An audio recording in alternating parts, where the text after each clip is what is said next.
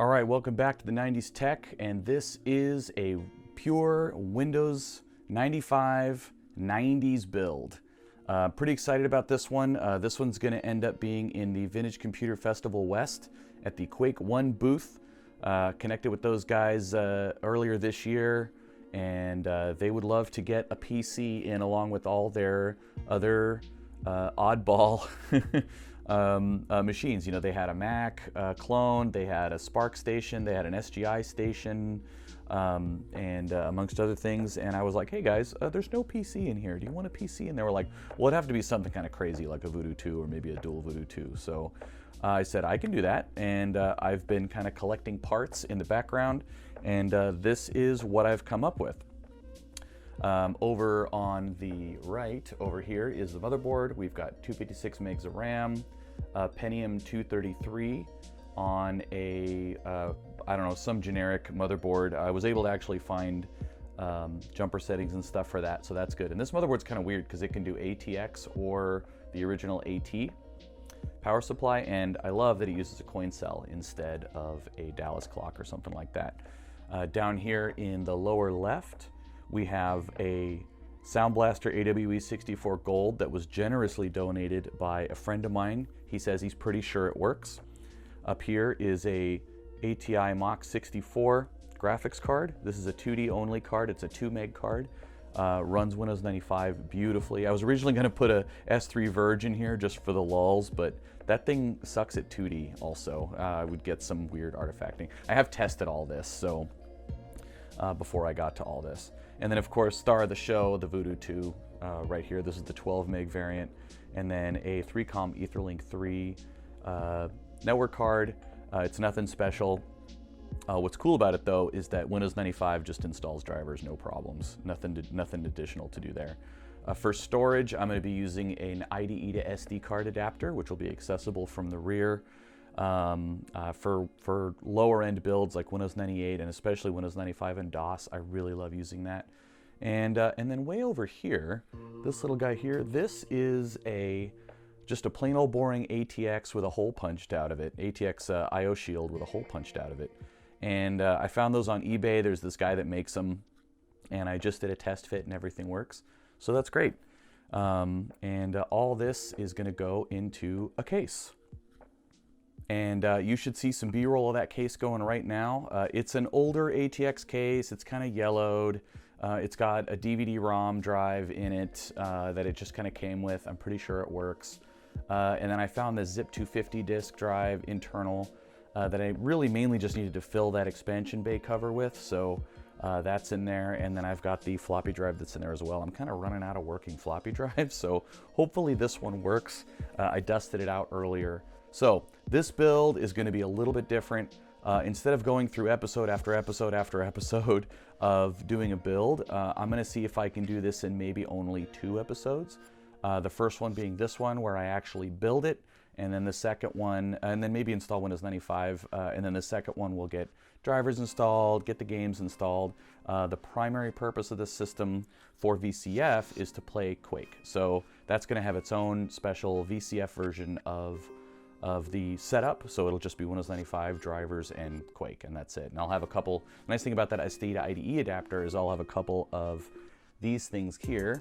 These are just the cheapy little SD cards that I like to use for the SD to IDE adapter. They're super duper cheapo, and they're plenty fast for this setup. But there is one unfortunate problem with this setup. Everything works perfectly, but the capacitors on this motherboard are getting pretty old, especially this one right here. This one runs extremely hot, and I realize of course that it's got a couple of voltage regulators on either side of it, which is probably one of the reasons why it's running so hot now. But this voltage regulator here doesn't really get super duper hot. You notice it has no heatsink on it. And then this one here, which does have a heatsink on it, does get warm, but the heatsink is perfectly capable of cooling it passively. So I think other than just being in a warmer environment than the other capacitors on this board, you know, it's just old. And so I think it's just aged a little quicker. So bare minimum, I'm gonna replace these 3 capacitors and then do a test and see how it runs. The other capacitors I actually have to replace.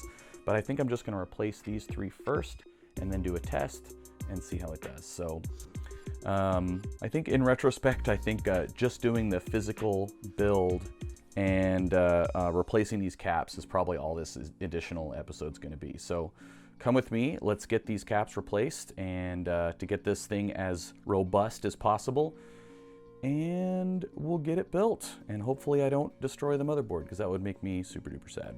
I'm not the greatest solderer in the world, but I can get the job done. So come with me and let's make this happen.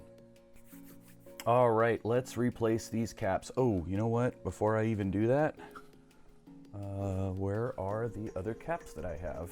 To Mouser's credit, this shipment got lost, and they replaced it for me for free, which was awesome. These are the same size, yay. All right, so our mission for this first solder point is to replace this one right here, plus these 3 right here. And just off the screen, by the way, in case anybody's screaming at me, I have an ATX power supply that I'm touching while I'm touching the motherboard to keep static electricity, hopefully at a bare minimum. It's also raining horribly outside, so it's probably not going to be too much of an issue, if any. I will have to admit, though, the last time I tried to do this, I killed the motherboard. So, however, I was not exercising static electricity discipline, and I was using a paintbrush to dust off the motherboard, and I'm pretty sure that's actually what killed it, which super bummed me out. So anyway, we've got some 25 volt, 10 microfarads. These are the little teeny tiny ones. There's quite a few of these, and these appear to be the right size, so that's great. Whoa, that thing's still pretty hot. Let's turn that off. Got my solder sucker just off the side there, and it was on, so was putting off some heat. So let's go ahead and take one of these out of the paper. We need 3 of these. You know what, before I take out more than 2, let's just double check here. 105C, 1500 microfarad at 3.6 volts. All right, and I seriously doubt the camera will be able to see this, but just triple checking that what I ordered is correct. Otherwise, this is not happening. All right, 1500 microfarad, 6.3 volts. All right, and these are the same diameter, which is good because I measured these.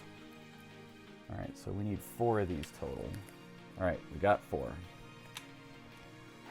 Okay, so looking at how these go in, looks like the legs are quite narrow, which is fine, because that's how these are pretty much set up. Okay, so when doing a recap, in my opinion, the best thing to do is to add some solder.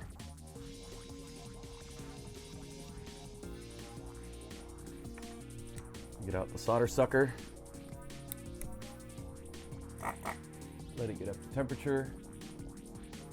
All right, we're up to temperature, and let's see if we can get this removed.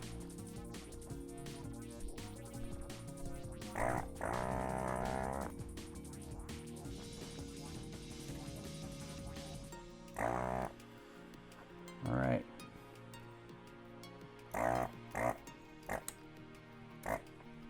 Done. Amazing. Tasks like this used to be hard. All right, so now if we flip this back over,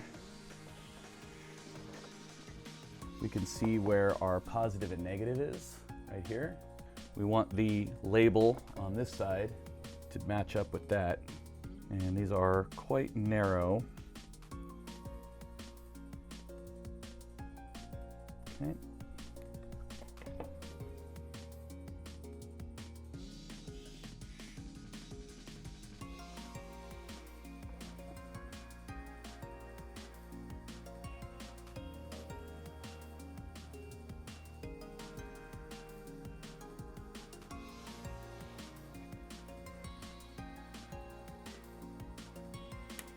All right, so first capacitor is done and it appears to be on the correct way. So that is definitely a plus.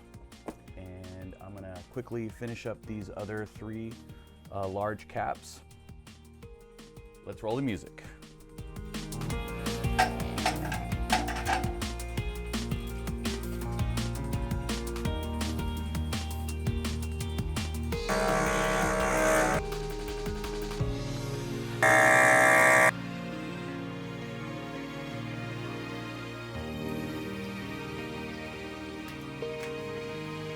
Oh, the shit.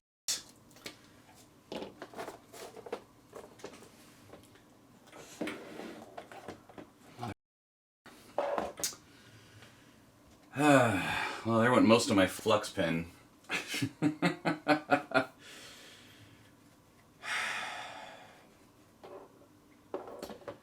What a mess. That is sticky and disgusting now.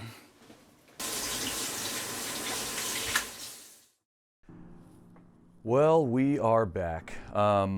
So as you might have seen in the previous video, part of this video, I spilled a bunch of nasty, sticky flux all over the back of this motherboard, and it got into everywhere. It got into the CPU socket, it got underneath some of the expansion slots, it managed to get underneath some of the BGA chips. It was a giant flarbin mess. So I reached out to some retro buddies of mine and I said, hey, how do I clean this? Resoundingly the answer was, believe it or not, acetone. It's my understanding acetone is actually used in the creation of many integrated circuit parts like motherboards and various logic boards and things like that. So that is what I used. I went down to the hardware store, I bought some acetone. You should be seeing some photos of what I did. And yeah, I basically bathed this thing in acetone, and the gloves I was wearing melted, so that was no good. I used nitrile gloves, and they basically just started to disintegrate almost immediately. So I basically did the whole thing without gloves, which kind of stinks. The photo you saw with me wearing a rebreather, I did after I took that photo put on some eye protection just in case. But I did not use gloves when I cleaned this, and thankfully I still have hands, so no problems there. I did wash my hands very thoroughly several times after this. So I've got it all put back together. It's back on this Amptron board box. I have some random PCI graphics card put in there. I just want to see if this powers on. I'm going to put the graphics card in every PCI slot and just make sure nothing weird happens. And yeah, it should be dry. I've let it sit on a fan for a while. The acetone evaporates really quickly, so that's good. Of course, I took the CMOS battery out, took the CPU off. I actually dipped the CPU also in acetone, and really so far I haven't actually tried turning this on yet. I'm about to. I want to do this while the camera's rolling. So far, the only thing the acetone has done is left a little bit of a white residue. That was expected, and that was supposedly not going to cause any damage. So I'm pretty sure I have the CPU fan plugged in the correct way. It just has a 3-pin header, but it's not terribly clearly marked. I've got my PS2, my AT keyboard plugged in right there. We've got our mouse plugged in right there, and we've got everything else plugged in right here. So I'm gonna power this on, and if it doesn't immediately smoke and explode, then I think we're in pretty good shape. So the other thing I actually did finish this real quick before we turn this on, is if I zoom in on the motherboard here, we can see that the large 1500 microfarad caps here, and here have been replaced. There's also one over here on the other side of the CPU socket that's not in view of the camera. All right, so I'm gonna turn this thing on.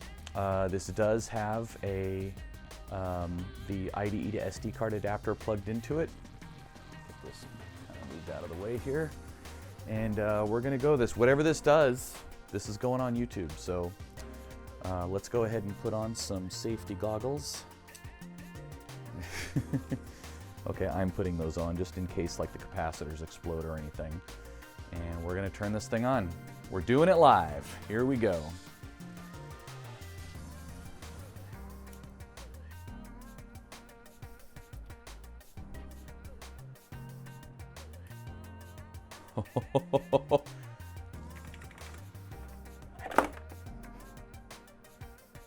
All right, so this worked, it booted. So I'm gonna go ahead and put the, I'm gonna do what I said. I'm gonna put this video card in each slot and just make sure that all the PCI slots seem like they're working okay.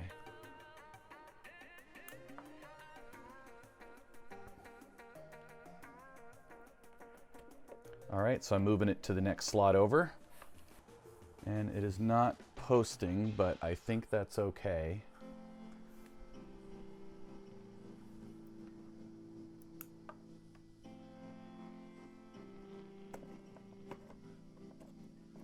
Let's try and reseat a couple of times. I've noticed that a lot of motherboards seem to get weird if you put the video card in any other slot but the upmost slot. Oh, hey, look at that. Do a reseat and we're happy.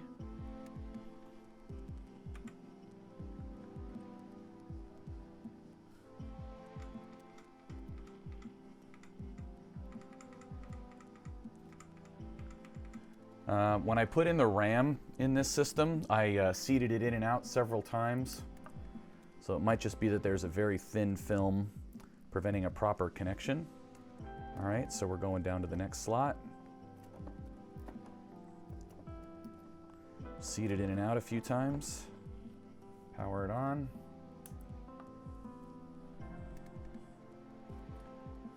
No explosions. I don't want to turn this off while it's posting. I don't think it would hurt it, but I've had bad experiences in the past where I turned a computer off while it was in post and had some unforeseen circumstances happen. So just playing it extra safe here. I really don't want to buy another motherboard for this project. I was actually shopping eBay motherboards last night, but I really needed one with 4 PCI slots.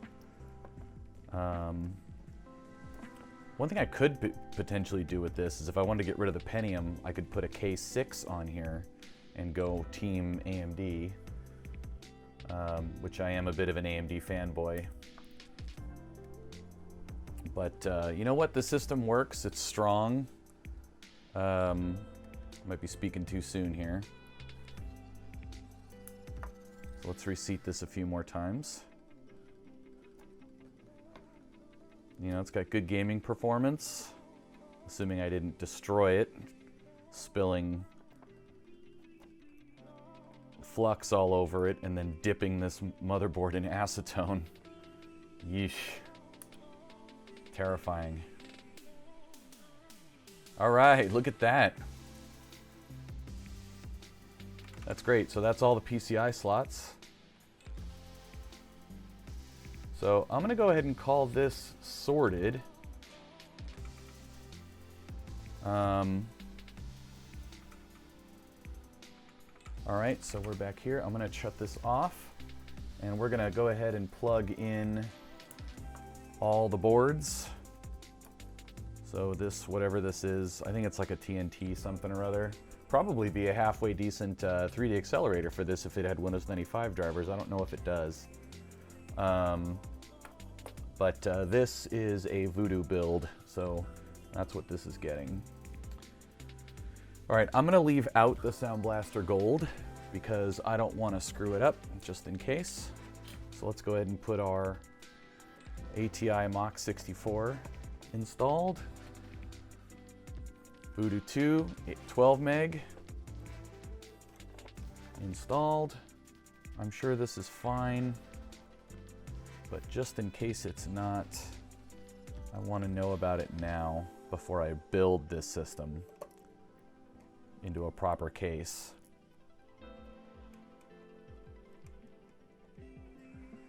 All right, we should be good. Going old school with camera to monitor here.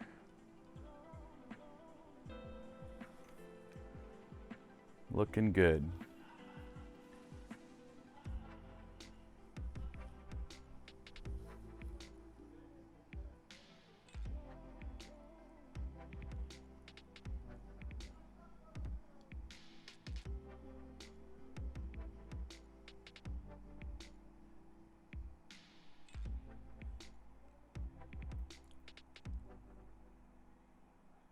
Okay. Oh, thank goodness.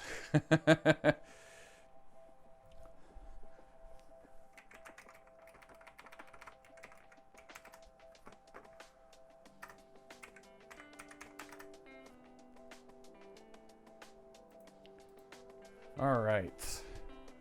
Let's just run some GL Quake. No sound, unfortunately, but I don't think it'll ask for the CD or anything. Oh, baby.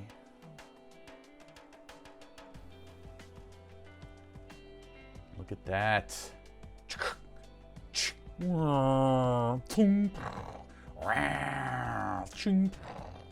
Yeah, you know what it all sounds like. Yes, it survived. Thank you, goodness. All right, we will get on with this build. Let's get this put together, shall we? Whew. Oh, man. On the one hand, it would have been kind of dramatic to get a light show or maybe a little puff of smoke or something, but we are good. And this one cap that got really hot earlier now is barely mildly warm, so that's great. All right, we are recording. So we've got the motherboard working now, and we're just going to go ahead and get everything installed. Before I do that, of course, we got to install the super awesome hole punch expansion slot cover that I bought off eBay. So let's go ahead and do that first. I also have right here, just off to the side of this screen, there's my ATX power supply that I'm going to be using with this. It is currently plugged in and switched off, so I'm using that as a grounding point. So I'll be touching that quite often, at least until I get it installed in the case. But the way I build computers is I like to put the motherboard in first, at least with old computers. I like to put the motherboard in first and then put the power supply in second. And the motherboard, of course, in a modern computer or not, I will do the, the CPU fan and all that stuff first. So I'll do my best to keep my head out of the shot. Oh boy.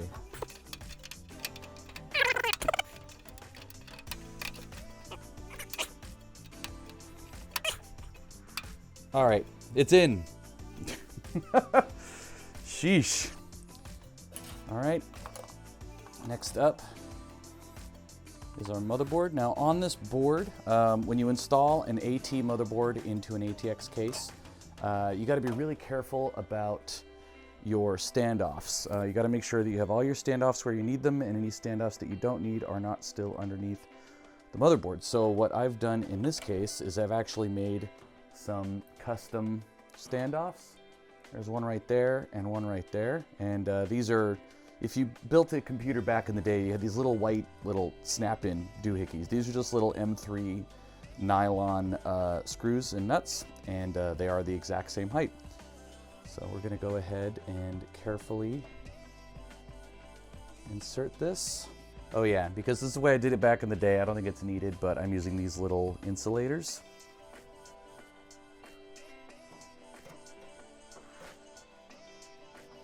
This is an Antec old 350 watt.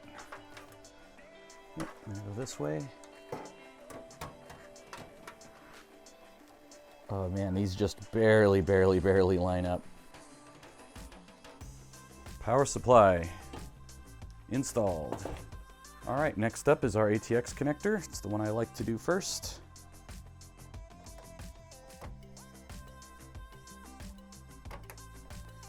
Sweet. It's weird how an ATX and AT case kind of line up. So if I lift this up here, you can see there's quite a bit of big empty space right here. And really clever putting the CMOS battery and the CMOS itself right here in between, because that means you don't lose a slot whether you're using ISA or PCI. We're going to go ahead and plug in the zip drive and the CD-ROM drive into power. So next one down here is the floppy drive, which I have not tested. This case came with this particular floppy drive. I dusted it out when I first started putting this together and testing everything, and a bunch of nasty dust bunnies came out, so I'll probably end up having to pull it out. Pull it apart, clean it, grease it. Honestly, I'll probably do that anyway. All right, this is coming along pretty good. I think IDE ribbons is probably going to be a next step, but I would like to have at least one serial port exposed. Okay, so we are gonna hook up a printer port and a serial port. All right, so we knocked out one of the DB9 spots here. That's gonna be for our DB25.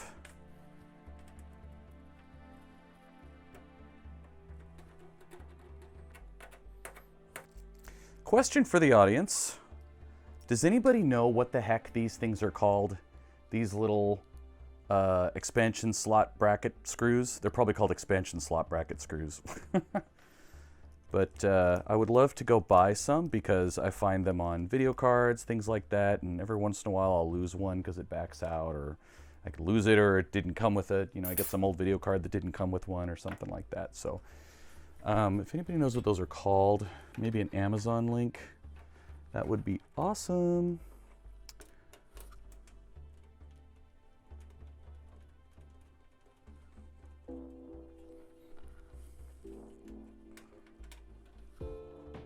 Sorry, this is not a good angle, but I don't want to move the camera around.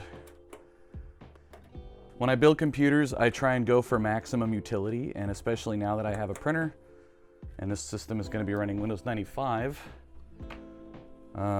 definitely want to have that option. So, and then a serial port is always good. You just never know when you need it.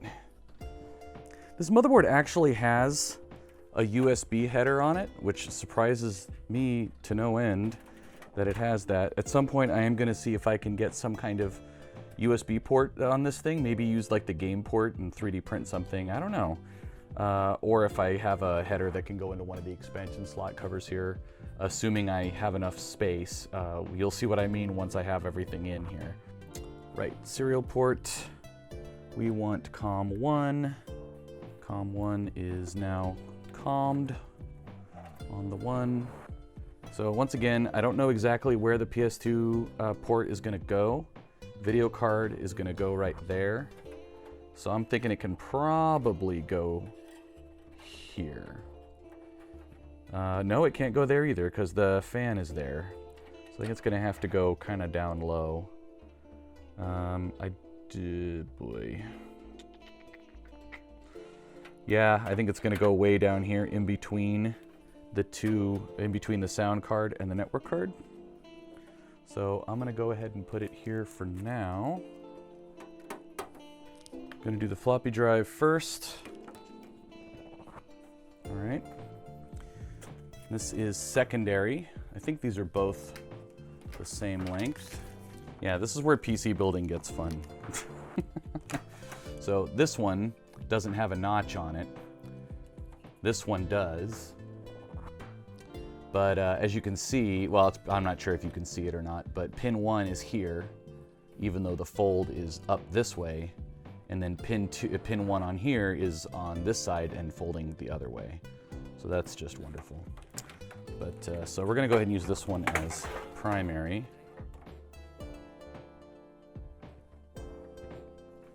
And then this guy is going to be secondary. Mainly just making note of where pin 1 is. So this is not going to be pretty.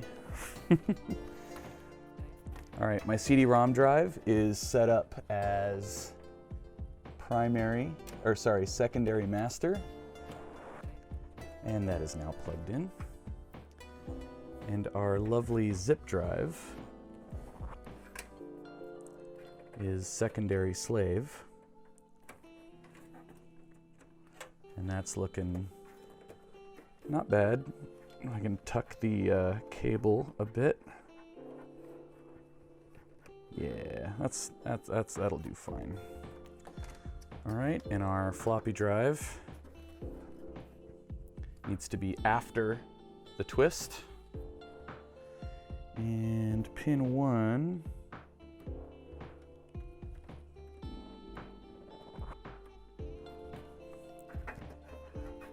is almost always facing towards the Molex connector. Almost always. All right, now the fun part. So this is not going to go in quite yet, but we are going to talk a little bit about 3D printed parts. All right, so these are the two parts that I 3D printed. These are a fan holder for the Voodoo2, and this is a SD to IDE adapter bracket that's going to go in the back of the computer here. I modified this one slightly. Probably not going to be able to see this terribly well, but basically there is just an extra bar right here just to give it a little more rigidness. I am not a 3D modeler, like even at all, but there's a program called Tinkercad, and you can go in there and kind of mess around with things. You can tinker with it, go figure. So I'm going to attach the SD to IDE adapter to this. Take that guy, line it up.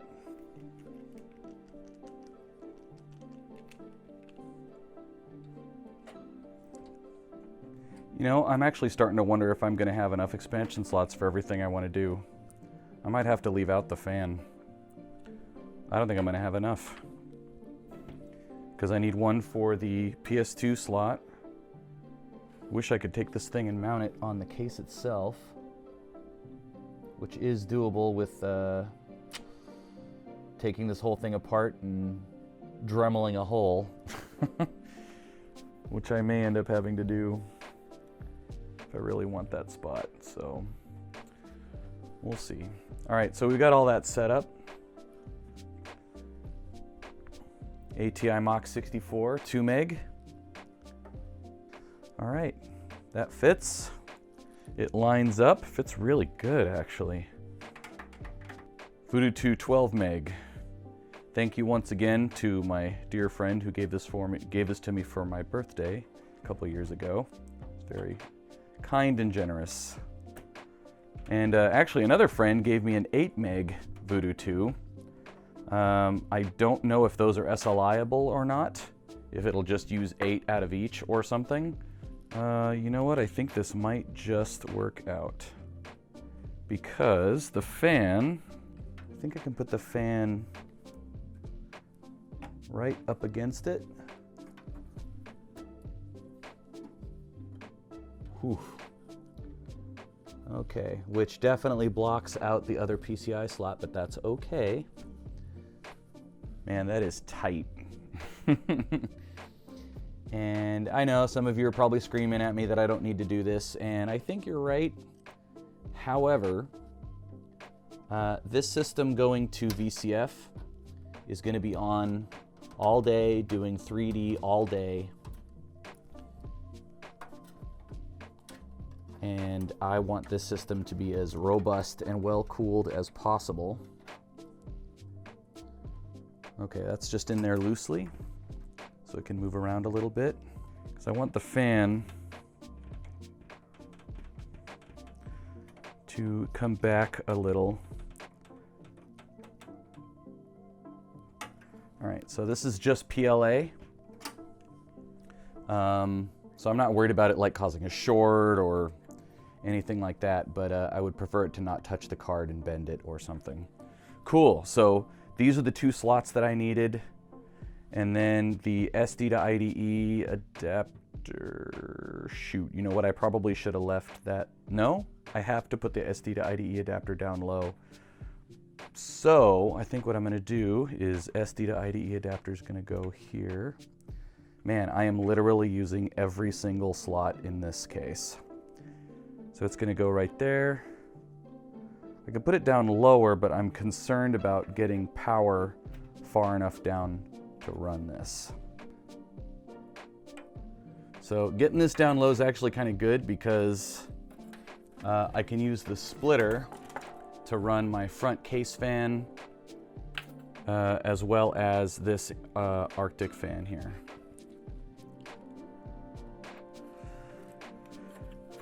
So you have power. All right, so I've basically kind of routed it underneath the SD card adapter. I love using modern solutions on old hardware. And what's really great about this is it makes it so I can easily get to the SD card. Don't have to take the system apart. It's in there pretty good. It's wedged between the bottom of the case, the motherboard, and of course the screw holding it in place. Okay. And this is why we plan ahead of time when we're building, which I certainly definitely did. Certainly definitely? Did I really just say that? All right. Sound Blaster Gold, which I'm told works. Okay, and then finally, network card, very last slot. That is everything. Every single port is in use. Probably would have been easier to plug the IDE in beforehand. Believe that is the correct direction. If it's not, I'll know. So we've got our 2 fan headers here. All right, so came up empty on finding a fan splitter, so I'm gonna have to order one of those. In the meantime, I am going to just run the fan on here because I haven't actually tried out this fan holder yet. I'm not gonna do any 3D or anything like that. Windows 95 is already installed on this. I am actually just gonna go ahead and do a fresh install in a different video though, just to walk through that process of installing Windows 95. We're good to go. We're all cinched in nice. Oh, we need our lovely VGA adapter. So I know the system works since it has been thoroughly smoke tested and benched, but it's never run in this case. Quick fun story about this case. I bought it from a dude across town a year ago. It had a Pentium 4 in it. And the Pentium 4 was a piece of junk, and it was super unreliable and barely worked. And so that system, or actually, the Pentium 4 is right there. So that's what was in here. Unlike when I did the 486, I just didn't really see a reason to do like a full teardown and cleaning and stuff like that. I just dusted it out and wiped it down with a damp cloth, and yeah, just got it nice and clean inside and out that way. It's also raining cats and dogs outside. We got a big storm going through our area. All right, so we've got that plugged in. We've got our PS2. Why do I keep saying that? We got our PS2 plugged in. We got our AT keyboard plugged in. Power. VGA. Okay, everything's hooked up. This should beep and work. So let me get the camera set back up so you can see the monitor. We're still doing this old school. No picture-in-picture for this round. Okay, we are ready to power this baby on. It should work. Power switch on. Power button.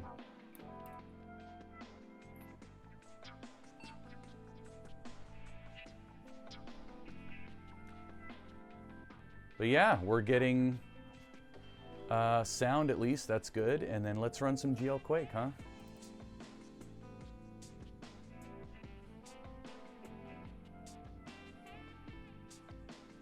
Yes.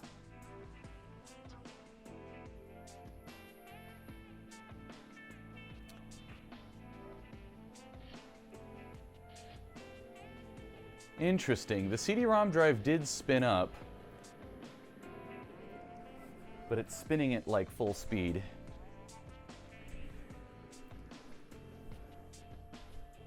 But yeah, we're looking good. All right, I'm gonna turn off manual focus here. We're doing it live. Yep. Okay, manual focus is off.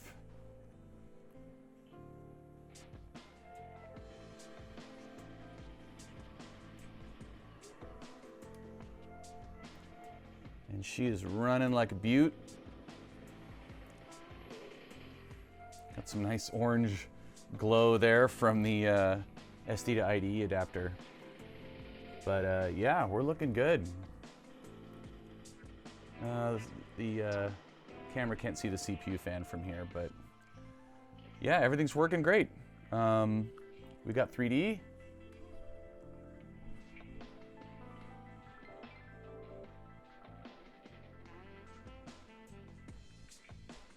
Not going to zoom in quite as much, otherwise the focus will start freaking out.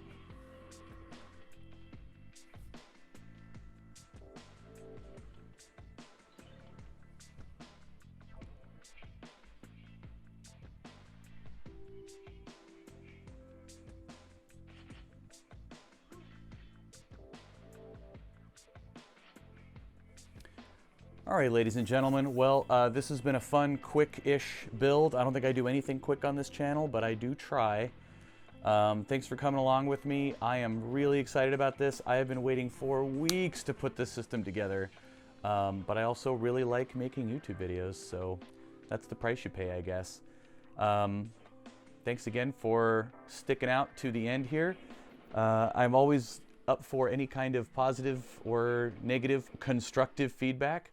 Everybody's been really nice and helpful, and I really appreciate that. So everybody stay safe. Hope everybody has a great, safe New Year. Happy holidays wherever you are, if you celebrate holidays this time of year, and keep it 90s, my friends.